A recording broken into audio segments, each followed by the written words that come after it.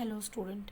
हम केदारनाथ द्वारा लिखी चंद्र ग्रहण से लौटती बेर पढ़ रहे हैं।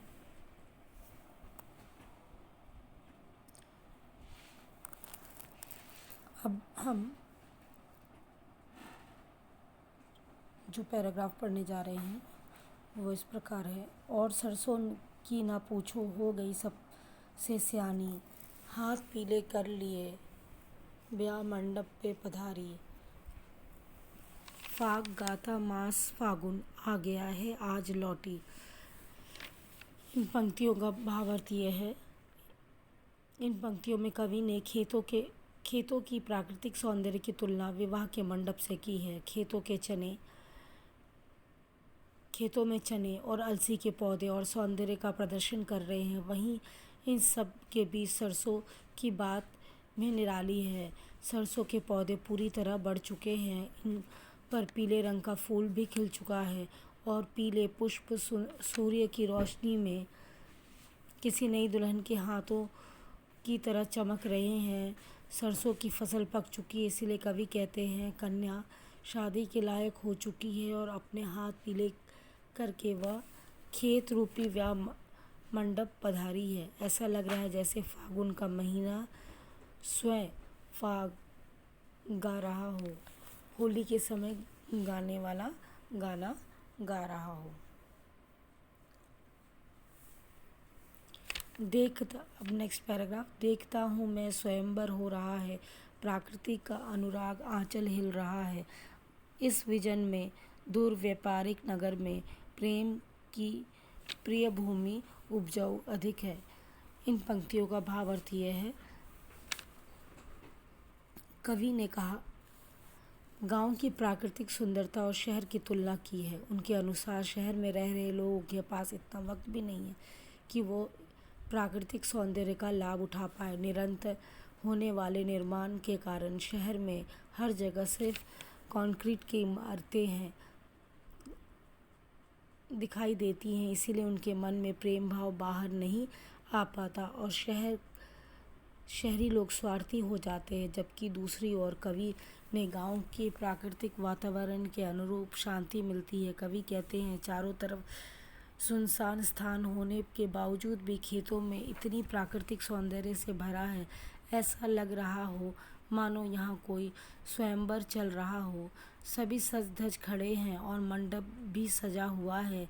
कन्याएं सज रही हैं, हाथों में फूलों की माला लेकर दूल्हे का चुनाव कर रही हैं। यहाँ लड़की से सरसों और अलसी के पौधे को संबोधित किया गया है, जबकि दूल्हे को से चने के पौधे को से संबोधित किया गया है। ऐसे दृश्य देखकर कवि के अंदर प्रेम भावना जागने लगती है। इसीलिए कवि कह रहा है व्यापारिक नगर से दूर प्रेम की यह प्रिय भूमि अधिक उपजाऊ है।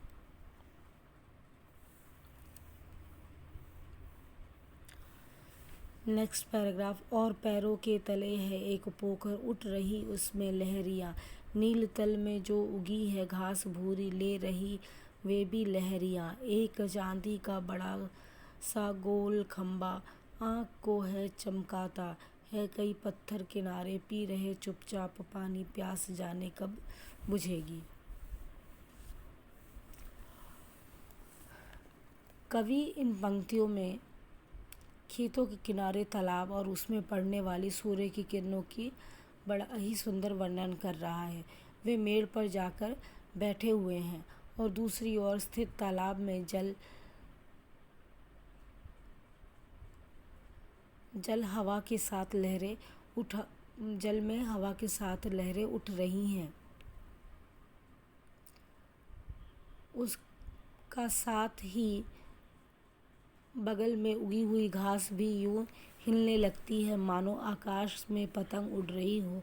जब तालाब के जल में सूर्य की किरणें पड़ती हैं तो उसका प्रतिबिंब जल पे एक चांदी के खंभे की तरह दिखाई देता है, जो कवि की आंखों में निरंतर चमक रहा है और लेखक को उसकी ओर देखने में मुश्किल हो रही है। दूसरी तरफ तालाब के किनारे कई पत्थर पड़े हुए हैं।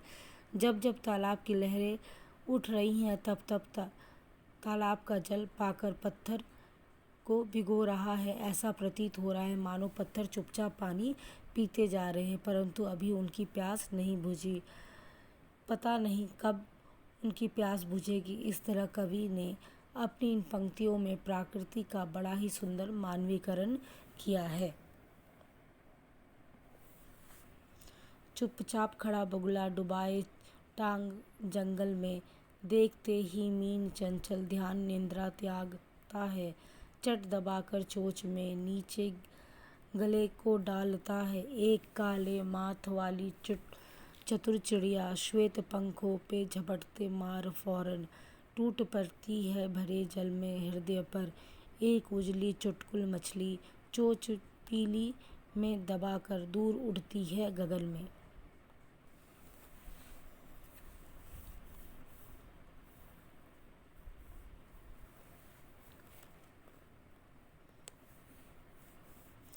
कवि देखता है कि तालाब के किनारे उथले जल में कुछ बगुले ऐसे खड़े हैं मानो वो जल में पैर डुबाए खड़े खड़े सो रहे हों।